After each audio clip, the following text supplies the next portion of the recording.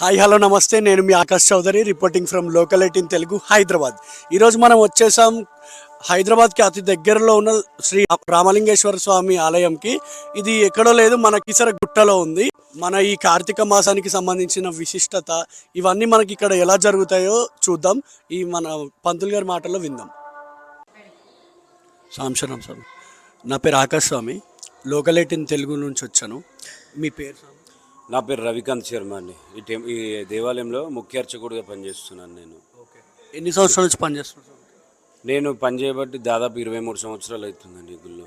23 సంవత్సరాల నుంచి పనిచేస్తున్నారు కదా స్వామి. ఇక్కడ మనం చూసుకున్నట్లయితే శివాలయం అనేసరికి మనకి చాలా ఉంటాయి స్వామి. ఈ హైదరాబాద్ అవుట్స్కట్స్లో కావచ్చు, లోపల సిటీలో కావచ్చు, చాలా ఉంటాయి. కానీ మనకి ఈ రామలింగేశ్వర స్వామి టెంపుల్ కీసరగుట్ట అనేది చాలా ఫేమస్. ఎందుకు స్వామి రీజన్? అంటే ఈ దేవాలయానికి ఎంతో ప్రాముఖ్యత ఉంది. త్రేతాయుగంలో శ్రీరామచంద్రుడు వచ్చి ఇక్కడ ప్రతిష్ఠ చేయడం జరిగిందనమాట ఈ శివలింగాన్ని. త్రేతాయుగంలో శ్రీరామచంద్రుడు వనవిహారానికి వచ్చాడు. ఇది ఒకప్పుడు ఎంతో అద్భుతమైనటువంటి వనము. ఈ వనవిహారానికి ఇక్కడికి వచ్చి ఇక్కడ ఆ స్థలం ఎంతో మంచిగా అనిపించింది ఆయనకి. ఆహ్లాదకరమైన వాతావరణం నచ్చి ఇక్కడ ఒక శివలింగాన్ని ప్రతిష్ఠ చేద్దామనుకుని నిర్ణయించుకున్నాడు శ్రీరామచంద్రుడు. దానికి ముహూర్తం పెట్టుకున్నాడు. శివలింగం ప్రతిష్ఠ చేద్దామనుకొని, శివలింగం కావాలి కాబట్టి హనుమంతుని కాశీకి పంపించాడు. అక్కడ ఎన్నో శివలింగాలు ఉంటాయి, ఏదో ఒక శివలింగం తీసుకురమ్మని హనుమంతుని కాశీకి పంపించాక హనుమంతుడు అక్కడికి వెళ్ళాడు. కానీ ఎన్నో శివలింగాలు కనిపిస్తే ఏదైనా ఒక శివలింగం తీసుకొస్తే ఇక్కడ స్వామికి ఇష్టపడతాడో లేదో, మరి నేను ఇన్ని తీసుకెళ్తే ఏదైనా ఒకటి తీసుకొస్తే ఎట్లా అని చెప్పి ఆలోచిస్తున్నాడు అనమాట.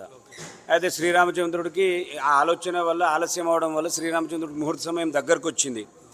అదే శివుని ప్రార్థించాడు, స్వామి నాకు ముహూర్త సమయం దగ్గరకు వచ్చింది, నేను శివలింగ ప్రతిష్టాపన చేద్దాం అనుకున్నానని స్వామిని ప్రార్థిస్తే స్వయంగా వెలిశాడు ఇక్కడ. ఈ శివలింగం స్వయంభూలింగం అనమాట, రాముడి కోసం వెలిసినటువంటి శివలింగం ఇది. అదే రాముడు ముహూర్త సమయానికి ప్రతిష్ఠ చేసుకున్నాడు. తర్వాత హనుమంతుడు ఏమని ఆలోచించాడంటే 101 శివలింగాలు తీసుకొస్తాను కాశీ నుండి, అది ఇక్కడ ప్రతిష్ఠ చేసుకుంటాడు, రాముడికి ఇష్టం ఉంది తీసుకుంటాడని చెప్పి కాశీ నుండి 101 శివలింగాలు తీసుకొచ్చాడు.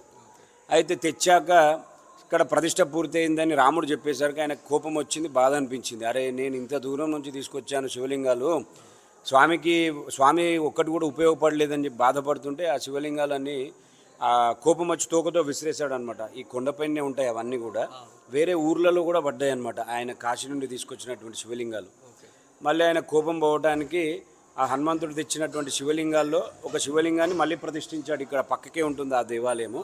అలాగే హనుమంతుడికి చెప్పాడు, నువ్వు తీసుకొచ్చినటువంటి శివలింగాన్ని ముందు దర్శించుకున్నాకే నేను ప్రతిష్ఠించినటువంటి శివలింగాన్ని దర్శించుకుంటారని చెప్పి ఈ ఈ ప్రాంతం పేరు కూడా కేసరిగిరిగా పెట్టడం జరిగింది. కేసరిగిరి అంటే హనుమంతుడు కేసరినందనుడు కనుక కేసరిగిరిగా పెట్టడం జరిగింది. అది రాను రాను కీసరగుట్టగా మారింది.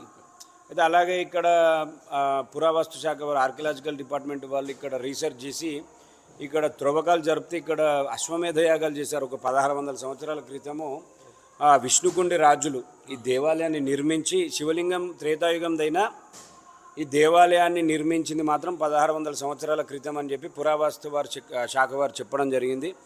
అలాగే కింద అశ్వమేధ యాగాలు చేసిన ప్రాంతం ఉంది.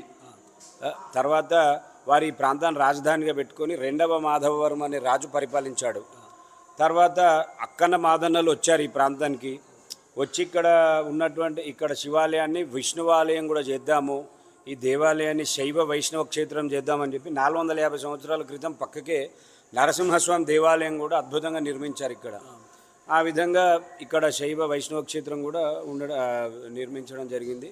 అప్పటి నుంచి కూడా ఈ దేవాలయం విరాజిల్లుతూ వస్తుందన్నమాట. అది ఇక్కడ స్థల పురాణం అండి.